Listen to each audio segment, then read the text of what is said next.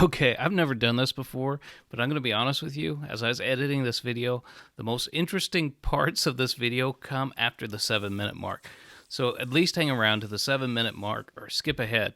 This is all about a discussion that kind of happened online between two Greek scholars, two Greek teachers on the best way to teach Greek verbs. But the most interesting part of my video comes a little later, so stick around for it, and I'll see you there.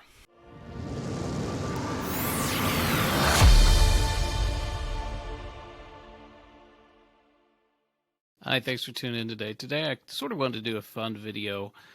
Stan Kondrat had posted a video, and I hope I'm pronouncing your name right there, Stan. He's with Greek for All. He posted a video response to a video that my friend Darryl Burling had made. And it was all about a very nerdy subject about a Greek pedagogical approach, right? So how are we going to teach Greek? And I sort of want to weigh in for fun. That was Darryl's, I think, first response video.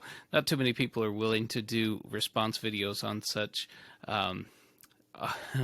subjects that are not so well discussed or known. But anyways, I thought it'd be fun. As someone who loves Greek and likes to talk about these subjects, I thought I would weigh in. Who's right in this discussion? So what's the discussion all about? The discussion was about the best way to teach Greek verbs, whether you should teach the aorist first or the present tense first. And Darryl seemed to be advocating teaching the aorist first. Or was he? Well, we'll get into that. Let's look at some of the points that were made. Darryl, at the beginning of his video, he began to talk about how that this is a verb that's the sort of has this it's the most common verb to drive the narrative, and it's sort of the most basic form of the whole Greek verbal system. So when you see an aorist, if you're reading a narrative and you see an aorist verb, that's just kind of carrying the narrative forward, and there's nothing particularly special about it being an aorist. Now, that being said, some people have made too much emphasis on the special meanings of the aorist, and I think Stan, he agreed with this point. The host of Greek for All agreed with Darryl on that point. Darryl also made the point that he, in his style of teaching verbs, he wants to introduce them very early.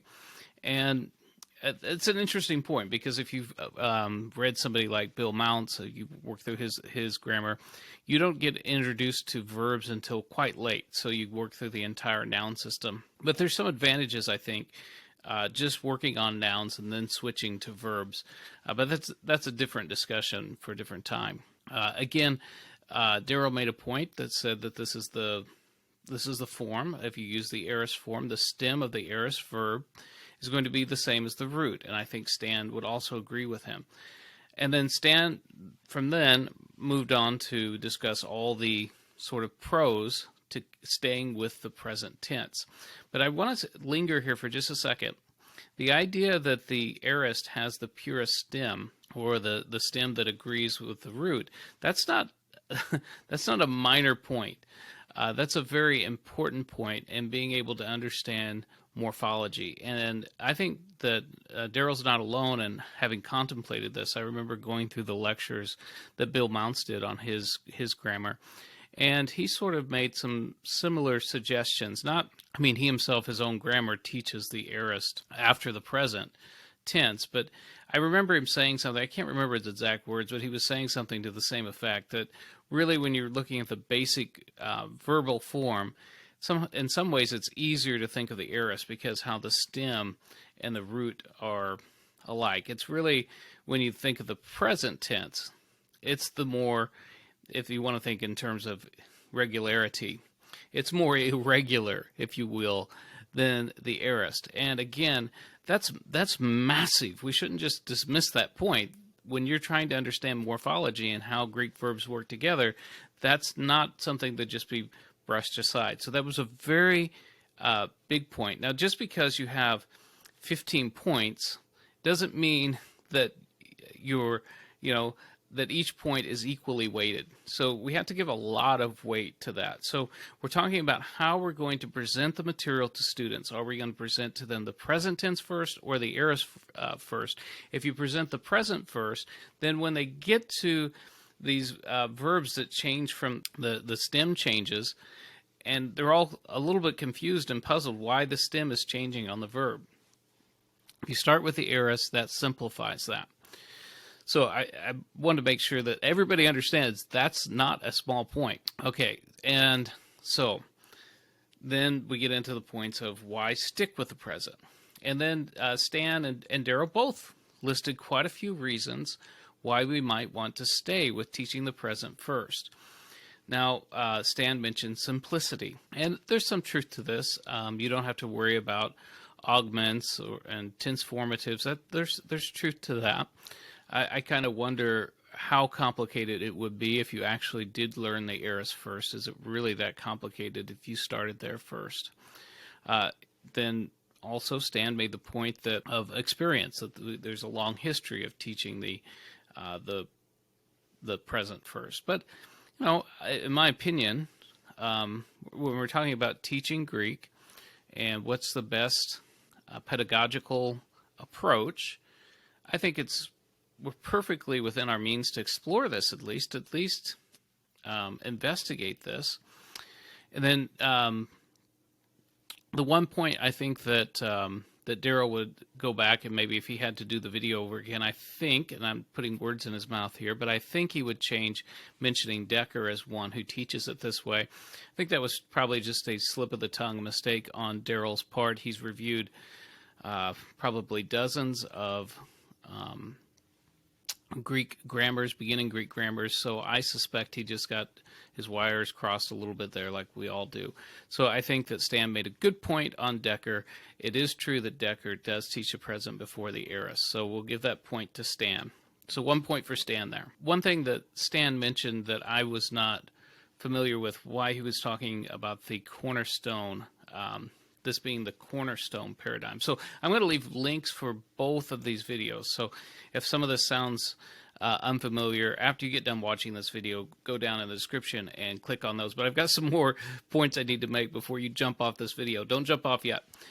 But he talks about the cornerstone paradigm. I've never read that in any grammar. I've never heard that before. That has to be something a little bit idiosyncratic with Stan's approach. So that being said, I don't think that's a very strong point unless Stan can really show us how the present paradigm is really the cornerstone.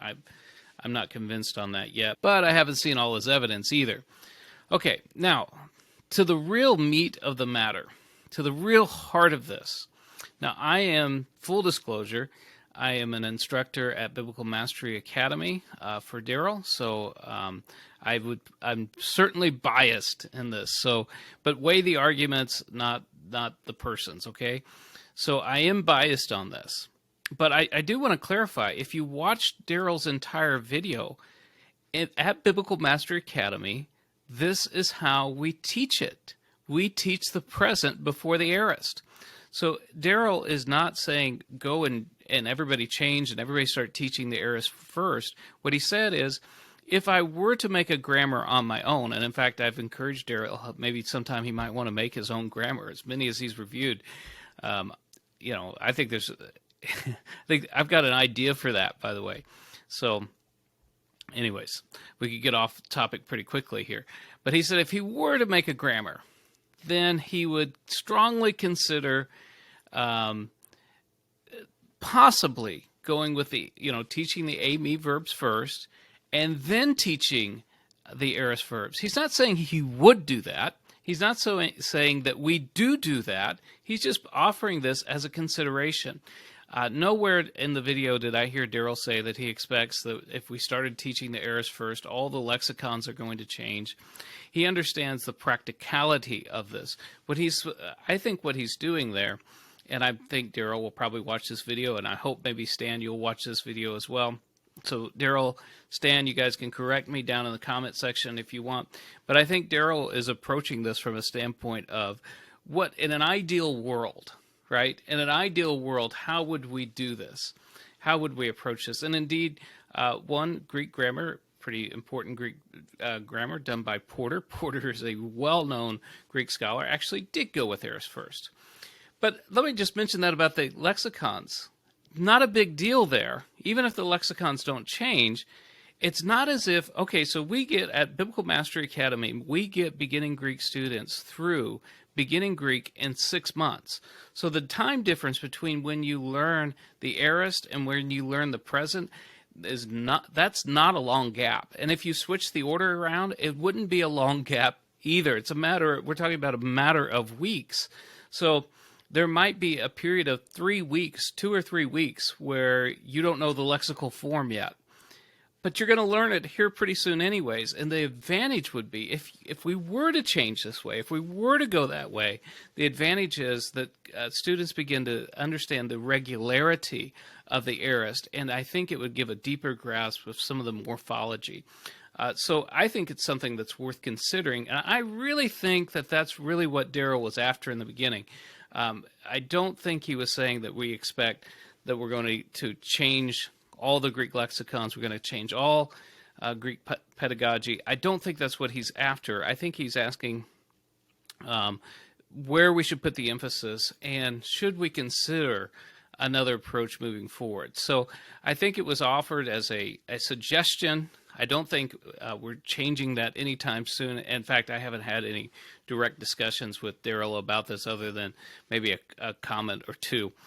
Just in chat, like 2-3 sentences. I haven't talked to him on Zoom or anything about this, but I don't expect we're changing this anytime soon, even at Biblical Mastery Academy. Now, all that aside, is a very nerdy discussion on Greek verbs, but just setting all that aside, maybe you're a person and you've made it all the way to this video, and you don't know any Greek yet, and you want to learn Greek. I want to invite you. I'm going to leave a link in the description. Sign up over at Biblical Mastery Academy, and in a matter of months, just a matter, really, and to be honest, in a matter of days, you're going to be translating very tiny portions of the Greek New Testament. At a matter of days, it's just very, very short words and phrases from the Greek New Testament. But by the time you're done, after 6 months, you'll start picking up your Greek New Testament and start reading through 1 John. So I want to invite you, if you've made it through this whole nerdy discussion, you've watched Stan's videos, you've watched Darryl's videos, now it's time for you to learn Greek. And I do encourage you, go check out Stan's channel, go check out Darryl's channel, and you'll be able to participate in these fun discussions for yourself. We'll see you in the next one.